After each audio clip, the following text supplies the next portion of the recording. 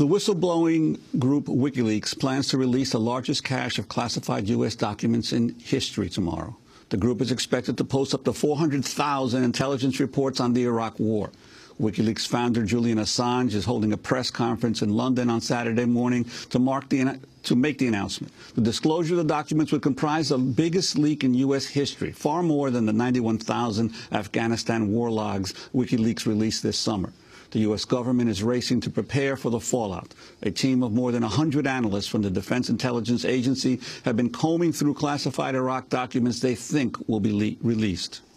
WikiLeaks sparked condemnation from the U.S. government when it released the 91,000 Afghan war logs in July. The White House and the Pentagon accused the website of irresponsibility. They claimed they were putting people's lives in danger. But the Associated Press recently obtained a Pentagon letter reporting that no U.S. intelligence sources or practices were compromised by the leak. Nevertheless, WikiLeaks says it's been targeted by the U.S. government.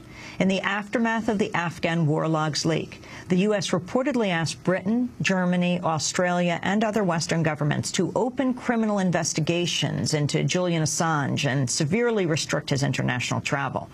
Most recently, WikiLeaks accused the U.S. of targeting it with financial warfare. Last week, Julian Assange said the company responsible for collecting the WikiLeaks donations terminated its account after the U.S. and Australia placed the group on blacklists. Meanwhile, Army intelligence analyst Bradley Manning has been in prison since May, when he was arrested on charges of leaking a video of a U.S. military helicopter killing a group of innocent Iraqis in Baghdad. For more, we're joined here in our New York studio by Daniel Ellsberg, perhaps the country's most famous whistleblower. He leaked the secret history of the Vietnam War in 1971. He's flying to London tonight. He'll take part in the WikiLeaks news conference on Saturday. Dan Ellsberg, welcome to Democracy Now! Can you talk about this 400,000 pages or documents that are expected to be released? 400,000 documents. Allegedly, it is, of course, a leak on a scale that I couldn't have done 40 years ago without scanners and digital capability. I used the most advanced technology at that time, Xerox, and I couldn't have done what I did 10 years before that. You used Xerox 7,000 pages? Yes, it took a long time, one page at a time. So I'm quite jealous of the current capabilities, but I'm glad to express my support of what WikiLeaks is doing and its sources in particular. Whoever gave this information to WikiLeaks obviously understood that they were at risk of being where Bradley Manning is now, accused in prison. I don't know who the source was. And if Bradley Manning is shown by Army beyond a reasonable doubt to have been the source, he'll have my admiration and thanks for doing that. I've faced that kind of risk myself 40 years ago, and it always seemed worthwhile to me to be willing to risk one's life in prison, even, to help shorten a war like Afghanistan or Iraq. That's what we were suffering then in Vietnam. And it was really the wrongful secrecy of information like this that got us into Vietnam and Afghanistan and Iraq, or has kept the war going in Afghanistan. So if there's any chance of shortening that, it's certainly worth a person's life. And the extent of damage control that the military is apparently in the mode that it's in preparation for the release of these documents, does it surprise you at all? They think they know what's coming out. They're crying alarm over this, as they always do in the case of every case of a leak. Certainly they did with the Pentagon Papers. In fact, in that case, they said that the damage to national security was so great that they had to stop the presses for the first time in our history. That the Supreme Court ruled otherwise, having heard testimony on that. And the 17, in fact 19 newspapers altogether decided otherwise and did print the papers in what amounted to civil disobedience against the warnings of the Attorney General. In no case was there any harm discovered in that case. And as for the releases in July, with all the warnings we heard passed on by the media quite uncritically, no damage has been reported. So I think that one should take their warnings now with a lot of salt. Well, at a Pentagon news conference in August, Defense Secretary Robert Gates denounced the leaking of the Afghan war logs. The battlefield consequences of the release of these documents are potentially severe and dangerous for our troops, our allies, and Afghan partners. and may well damage our relationships and reputation in that key part of the world. Intelligence sources and methods, as well as military tactics, techniques, and procedures, will become known to our adversaries. This department is conducting a thorough, aggressive investigation to determine how this leak occurred, to identify the person or persons responsible, and to assess the content of the information compromised. Speaking at the same news conference, Admiral Mike Mullen, the chair of the Joint Chiefs of Staff, accused WikiLeaks of having blood on its hands. Mr. Assange can say whatever he likes about the greater good he thinks he and his source are doing, but the truth is they might already have on their hands the blood of some young soldier or that of an Afghan family. Disagree with the war all you want, take issue with the policy, challenge me or our ground commanders on the decisions we make to accomplish the mission we've been given. But don't put those who willingly go into harm's way even further in harm's way just to satisfy your need to make a point. And yet the Associated Press obtained this Pentagon letter reporting no U.S. intelligence sources or practices were compromised by the leaks. Dan Ellsberg. You know, for all that the Admiral Mullen, or for that matter, Presidents Bush or Barack Obama, tell us of the good that they hope to accomplish, we haven't seen any evidence of that, I would say. And in terms of blood on their hands, I'm sorry to say a lot of actual blood has been spilled, as opposed to this hypothetical possible blood, of which none has been reported from the WikiLeaks. Actually, the demands they're making of the press to stay away from this story, or even readers not to read it, and they're talking about returning the material. Seems absurd on its face. Returning material released into cyberspace seems rather absurd. They're obviously threatening prosecution because they're using the words of the charges that were first used against me, the Espionage Act, which was not intended as an official secrets act, but it uses language like returning the information, 18 U.S.C. 793 D&E. I was the first person to have the experience of having those charges made.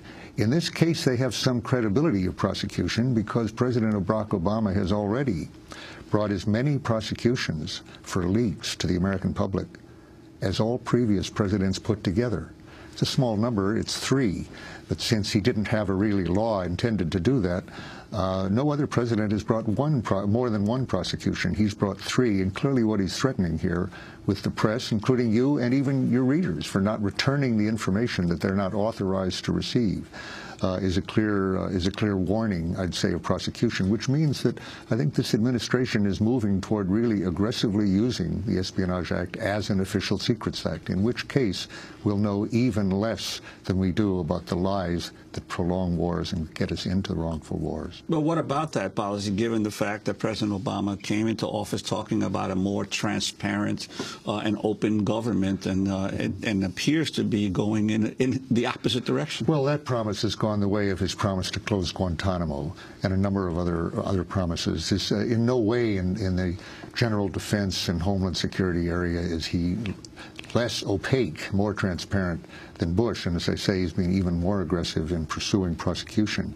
One other aspect of that is that my understanding is that the impression he's giving that he's ending the war in Iraq, or that it has ended even, the war described by these 400,000 documents, is, I think, a conscious lie. I think it's as much of a lie as Lyndon Johnson's when I was working for him, and he underestimated for the public the scale and the duration of the war we were getting into.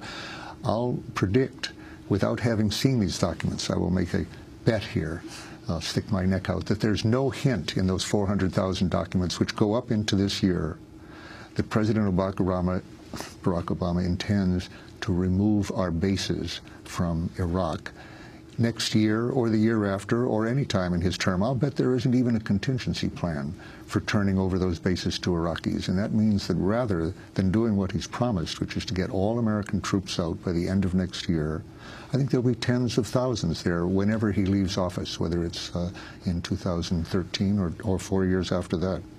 We should say you were a high-level Pentagon official working for the RAND Corporation. That's right. I spent years keeping, worked for the Pentagon and the State Department. I spent years keeping my mouth shut as presidents lied to us and kept these secrets. I shouldn't have done that. And that's why I admire someone, even who's accused, like Bradley Manning, if he is the source or whoever the source was, of actually risking their own personal freedom in order to tell the truth. I think they're being better citizens and showing their patriotism in a better way than when they keep their mouths shut. Dan Ellsberg, can you go back to the language of 793, the law that goes after whistleblowers, and how it can go after journalists as well? It actually can apply. The words are so broad because they really were intended for espionage, for people who are secretly giving information to an enemy. So they weren't designed to protect, let's say, the First Amendment or freedom of speech when it comes to giving information to the public.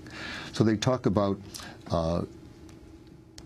wrongfully receiving or holding information that is not authorized for release, or giving it to people who are not authorized to receive it, and the people who get it are subject to charge under that.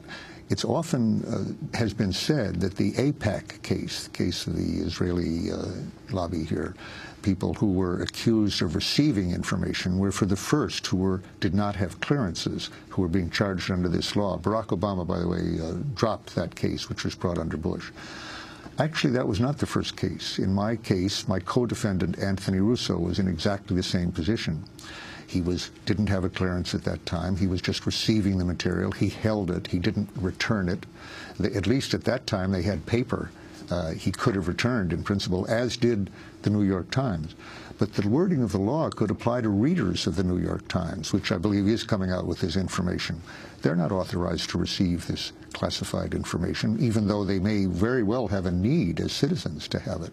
It's being wrongfully withheld from them, but they're not authorized to receive it. Unless they return it, they are subject. Now, that's not going to happen, but the journalists indeed are being put on warning that they may be subject to this.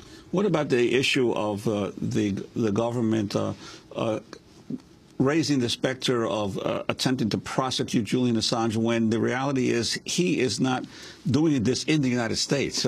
He's releasing documents in another country, well, they're trying to get the other countries to prosecute him under their laws, which are in many cases, of course, more stringent than ours. Even Britain, where I'll be going tomorrow, has an Official Secrets Act, which we don't. We had a revolution and a war of independence and a First Amendment, which they don't. But if these prosecutions proceed, and if they're successful, if they're carried, if they're held up, if they're supported by this Supreme Court, which might well not have been the case 40 years ago, then we'll have an Official Secrets Act, and the effect of that will be that they won't have to conduct investigations of leakers, after all, or who did it. They'll just have to pull in the person whose byline is on that story, the journalist, and say, who committed the crime? We're not after you, we're just after the person who violated this law. And if the reporter doesn't give the name up, they'll go to jail, like Judith Miller for 90 days before she did, in fact, cooperate. Some will go to jail, and many will not. And I think the sources from then on will have no basis other than WikiLeaks, which protects their anonymity, to get this information out that we need. So I think WikiLeaks is actually becoming more indispensable even than it was in the past. It occurred to me that if Bob Woodward, who really gives us a lot of information in his new book based on classified documents that he was shown in the administration, I would urge him to put those documents into WikiLeaks anonymously. Put them on the line. Let us all read the documents and form our own opinion.